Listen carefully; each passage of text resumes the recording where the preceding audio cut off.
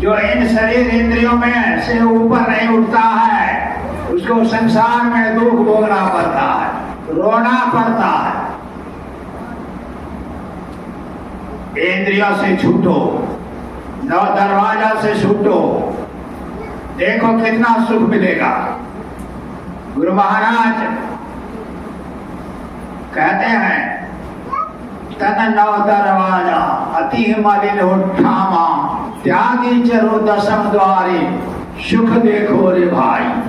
सुख कहीं है, खोज रहा है लोग, कहाँ मिलेगा? यहाँ सुख नहीं है। नौ दरवाजे से आंख से खींच, नाक से नेटा, कान से गुंजो, मुंह से लार खका, नीचे मलमूत्र, यह शरीर से हमेशा निकलता रहता है। इस नौ दरवाजा में जो रहता पड़ा हुआ जीवन भर उसको दुख भोगना पड़ेगा। गुरु महाराज इस नौ दरवाजों पर विजय प्राप्त कर लिया। इन्हें 14 इंद्रियों पर विजय प्राप्त कर लिया, शरीर के ऊपर विजय प्राप्त कर लिया। तब आज उनकी पूजा संसार में हो रहा है। जो इन इंद्रियों पर, इन 9 द्वारों पर विजय प्राप्त नहीं किया वह दुख भोग रहा है, दुख में बना हुआ है, वो सुख का मुख नहीं देख सकता है। सुंदरदास जी महाराज कहते हैं संत लोग यही काम किया जीवन भर।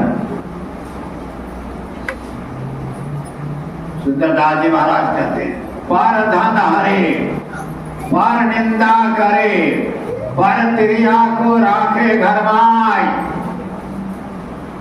मांस खाए पुनि मदिरा पिए, ताके संग पाप नसाए।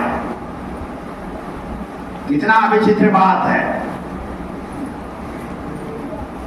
पर धन हरे, संत लोग किसका धन आज तक छीना है? वह धन छीना है इंद्रियों का। इंद्रियों में जो शक्ति है, संत लोग उस इंद्रियों के शक्ति को छीन लिया। संत लोग रोज निंदा करते हैं। किसका निंदा करते हैं? काम, क्रोध, लोभ, अहंकार, ईर्ष्या, ये खराब है, खराब है, इसको त्याग दो। संत लोग इसका त्याग किया, ये सब खराब है। पर क्रिया को राखे घर माय, यह 14 इंद्रियां हैं, 5 ज्ञान इंद्रियां हैं, 5 कर्म इंद्रियां हैं, 4 अंतःकरण की इंद्रियां हैं। ये 14 इंद्रियां स्त्री वर्ग कहलाती है।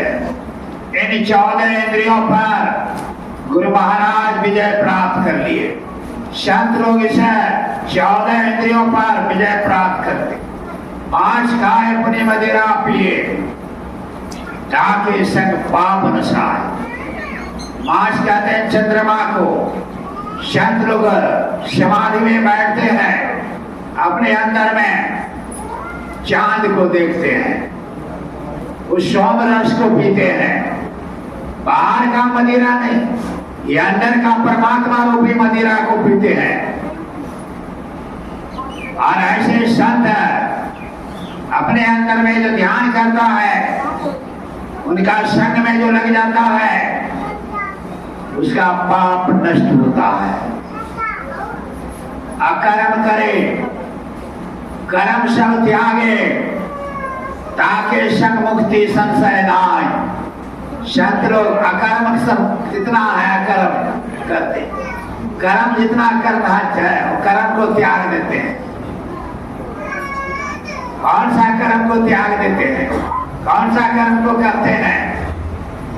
संत लोग जब समाधि में बैठते हैं, हाथ पैर इंद्रियों का कर्म को त्याग देते हैं। हाथ पैर, आंख, नाक, कान, किसी इंद्रियों से कोई काम नहीं लेते हैं। लंगड़ा लुल्ला होकर के बैठे रहते हैं। सब इंद्रियां निष्काम हो जाती है। ऐसा ध्यान समाधि में बैठ जाते हैं। ऐसे हमारे गुरु महाराज समाधि में बैठते थे, अकर्म होकर के।